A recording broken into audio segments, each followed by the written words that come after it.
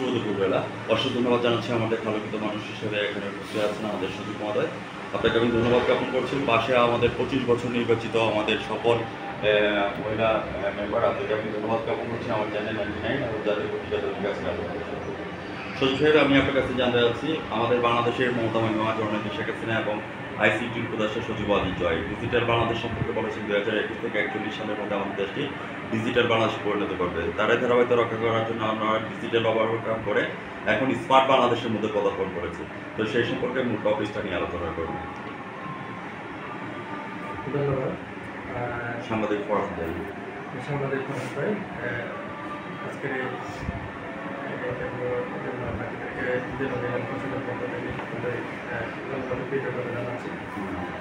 মাননীয় প্রধানমন্ত্রী যে মিশন 2041 সালের জন্য রাষ্ট্র করা ওনার যে পরিশ্রম করে যাচ্ছেন তারই ধারাবাহিকতা আমরা একদম প্রান্তিক পর্যায়ে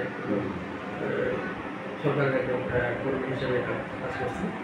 সরকারের মিশনের মধ্যে যে ফার্স্ট প্রায়োরিটি সেটা হচ্ছে স্মার্ট বাংলাদেশ। স্মার্ট বাংলাদেশে সব কিছু ডিজিটালাইজ করার জন্য তিনি নির্দেশনা দিয়েছেন। আমরা সরকারি সকল সেবা এখন হচ্ছে আমরা ডিজিটালি দিচ্ছি, সেটা অনলাইনের মাধ্যমে আমরা প্রদান করছি। ধন্যবাদ আপনাকে সচিব স্যার, যে কথাটা তুলে ধরেছেন আপনি মাননীয় প্রধানমন্ত্রী মমতা মহিমা জননেত্রী শেখ হাসিনাকে ধন্যবাদ জ্ঞাপন করেছেন।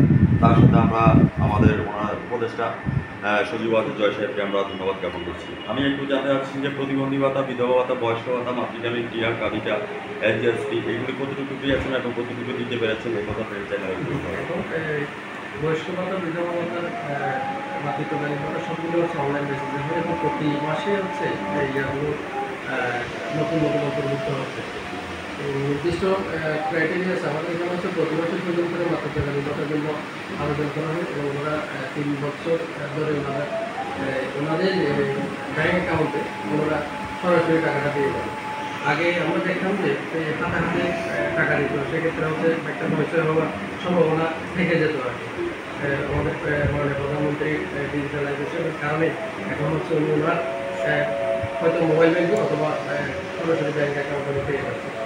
আরেকটা জিনিস আমি আপনার কাছে জানতে চাচ্ছি যে বিজি অ্যাপ এবং বিজিবি বিজিবি হচ্ছে বিজিবি যেহেতু খাদ্য সহায়তা, এটা আসলে আমরা প্রতি মাসে নিয়ে থাকি, আমাদের উপকারীদের একটা কার্ড আছে, এটার সাথে আমরা 201 একটা পরিবারকে এটার পাশাপাশি হচ্ছে আমরা প্রতি মাসে কিছু টাকা সঞ্চয় করে সরকারের একটা হচ্ছে ওনারা 2 বছর পর্যন্ত পাবেন, কিন্তু পরবর্তী 2 বছর ওনারা বিদ্যুৎ চক্র 2 বছর 4 বছর ওনারা পাবেন। এটা ওই সময়টাতে ওনারা যদি সেভিংস করে একটা ওনাদের আয় বৃদ্ধির কার্যক্রম অংশ নিতে পারে, সেই হিসেবে ওনাদের 2 বছরের একটা সেভিংসের বিষয় আছে। ওনারা ওনাদের নিজস্ব অ্যাকাউন্টে প্রতি মাসে টাকাটা সঞ্চয় করে এবং 2 বছর পর ওনারা 90% সহ ওই টাকাটা উত্তোলন করতে পারে। আপা, আমি আপনার কাছে জানতে চাচ্ছি যে প্রতিবন্ধী ভাতা, বিধবা ভাতা, বয়স্ক ভাতা, মাতৃকালীন ক্রিয়া, কাবিটা এগুলি ঠিক মতো পাচ্ছেন কিনা এই কথাটা একটু জানাতে চাই।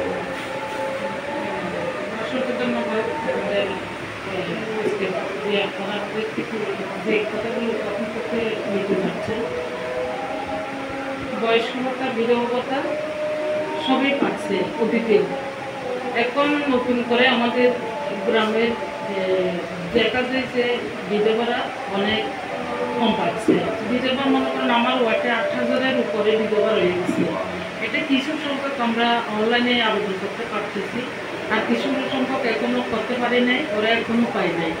মানে আগে পুরাতন যেগুলো ছিল 145 জন কয়জন বিধবা পাচ্ছে, বয়স্করা সব মানে একদিন পাচ্ছে, আর প্রতিবন্ধীরা 100% পাচ্ছে ইনশাল্লাহ, আর অতীতে পুরানোরা সব পাচ্ছে।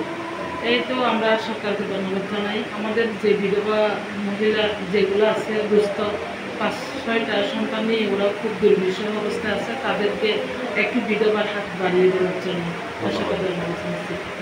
মাননীয় প্রধানমন্ত্রী মমতা মহিমা জননেত্রী শেখ হাসিনা তার সাথে আমাদের ওবায়দুল কাদের স্যারকে করছি যাতে আপনাদের কনফিডেন্স এগিয়ে যায়, কারণ মায়ের কাছে সন্তানের আপনাদের সবসময় থাকবে। আমাদের মমতা মহিমা জননেত্রী শেখ হাসিনা আজকে পদার্থিত করেছে, কর্মসূচি সামিল করেছে, বিভিন্ন মেগা প্রজেক্ট করেছে, আর আপনাদের যে সাবজেক্টটা আছে আমার বিভিন্ন বিষয় তার সামনে দিয়ে এগিয়ে দিয়েছে। আমরা আপনাকে ধন্যবাদ দিচ্ছি।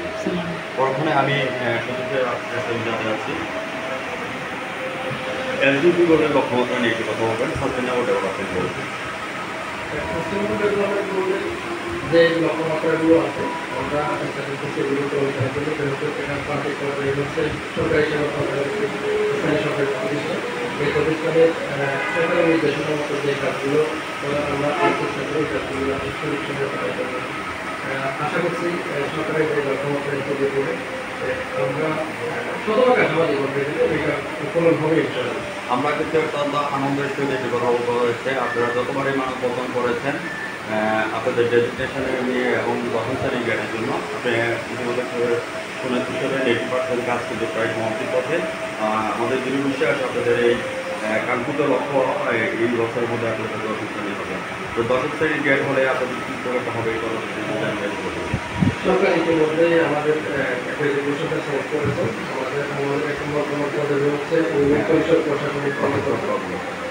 সেই সাথে আমাদের একটি সরকারের কাছে সেটা 2012 সাল থেকেই মূলত চলে আসছে। 2012 সালে আমাদের স্থানীয় সরকার মন্ত্রণালয় থেকে একটা চিঠি দেওয়া হয়েছিল যেখানে আমাদেরকে দশম গ্রেডের দেওয়ার জন্য সেটা বিভিন্ন কারণে এই সর্বশেষ আবার 2022 সালে আরেকটা চিঠি দেওয়া হয়েছে জনপ্রশাসন মন্ত্রণালয়ে আমরা আশাবাদী সরকার আমাদেরকে এটা দেবে।